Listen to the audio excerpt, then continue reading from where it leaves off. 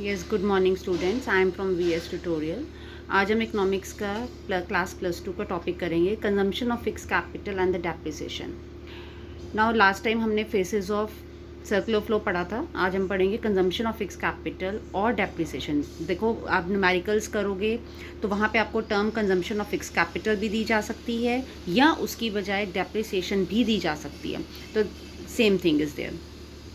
Now ये होता क्या है, देखो आप डेप्रिसिएशन करते हैं, आप कोई भी चीज़ को इलेक्ट्रॉनिक्स खरीदते हो या कार या कुछ भी एनीथिंग खरीदते हो तो उसकी क्या होती है, आपको सेम वैल्यू कभी भी नहीं मिलती है।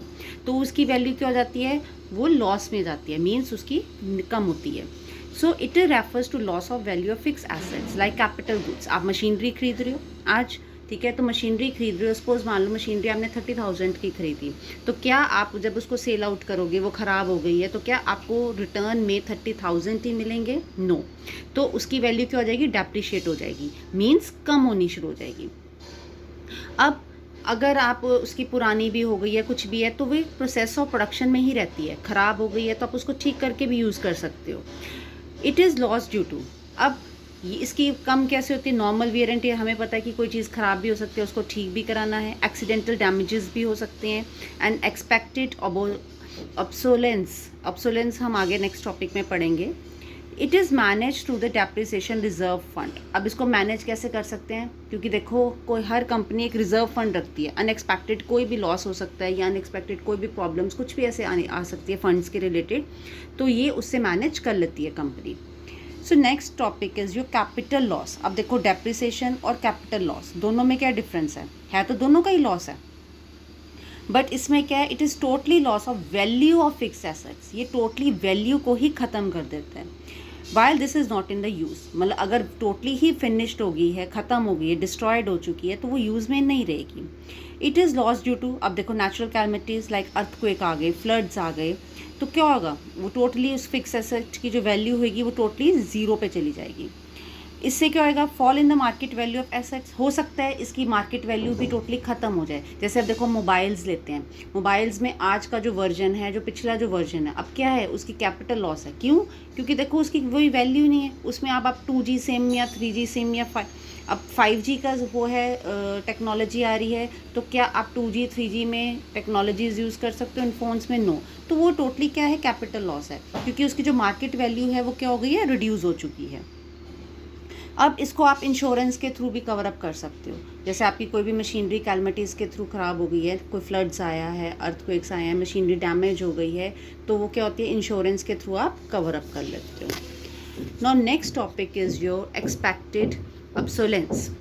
जो आपका उसमें टॉपिक आया था, वर्ड आया था एक्सपेक्टेड ऑब्सोलेंस और अनएक्सपेक्टेड ऑब्सोलेंस। ये एक तरह से पार्ट ही है डेप्रिसिएशन वगैरह के। सो एक्सपेक्टेड ऑब्सोलेंस क्या होती है, fall in value of fix assets due to change in the technology और change in demand.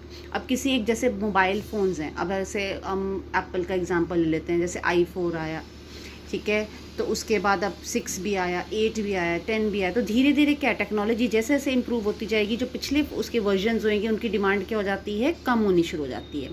So it is a part of depreciation. अब ये डेप्रिसिएशन का पास्ट है, बिक तो जाती है, चाहे उसकी जो वैल्यू जितनी भी थी, आज उसकी वैल्यू क्या है, उसकी 1/10 भी नहीं होती है, तो but it's part of depreciation.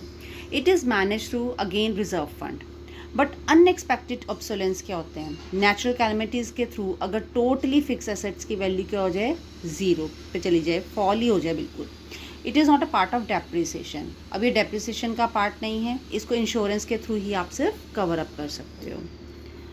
Now your next topic is your, अब एक इकोनॉमिक रिसेशन का जस्ट आपको मैं बताने लगी हूँ। इकोनॉमिक रिसेशन वर्ड हम बहुत यूज़ करते हैं, तो इकोनॉमिक रिसेशन होता क्या है एक्चुअल में, देखो इकोनॉमिक रिसेशन मीन्स कि पूरा का पूरा जो हमारा बिजनेस साइकिल है ऑल ओवर द वर्ल्ड, वो बिल्कुल डाउनवर्ड हो जाए, मीन्स बहुत ही कम हो जाए।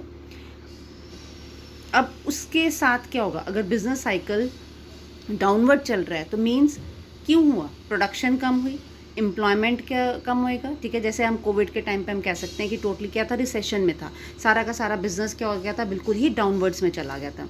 अब उस डाउनवर्ड बिजनेस के कारण क्या होता, प्रोडक्शन क्या हुई थी, लो हुई थी, लो हुई तो लोग क्या करेंगे, एम्प्लॉयमेंट को कम करेंगे, लोगों को नौकरियों से भी निकाला गया था उस टाइम पे। अब जब प्रोडक्शन ही कम होएगी तो इनकम भी कम होनी शुरू हो गई and spending of house hold. अब नेचुरली लोगों के पास घर तक पैसा ही नहीं पहुंचेगा तो वो स्पेंड भी क्या करेंगे। तो this is a term economic recession. Economic recession कई बार बच्चों को कन्फ्यूजन होती है कि एक्चुअली में इकोनॉमिक रिसेशन हम कहाँ पे यूज़ करते हैं, होता क्या है ये जब पूरी के पूरी ग्लोबली अफेक्ट आता है, इसका बिजनेस साइकिल टोटली डाउनवर्ड्स हो जाता है, जिसके कारण हमारी production, employment, income and house holds की इनकम पे इफेक्ट आता है। लाइक हम अब देखो सबसे बड़ा जो आया था 2007 टू 2009 में आया था यूएस में ही, जिसके कारण पूरे ग्लोबल फाइनेंशियल क्राइसिस हो गए थे। अभी करंट में भी यूएस में थोड़ा रिसेशन आया हुआ है। Now like share and subscribe this channel. देखो आप लाइक नहीं करते हैं, प्लीज़ लाइक का बटन ज़रूर दबाएं। Thank you.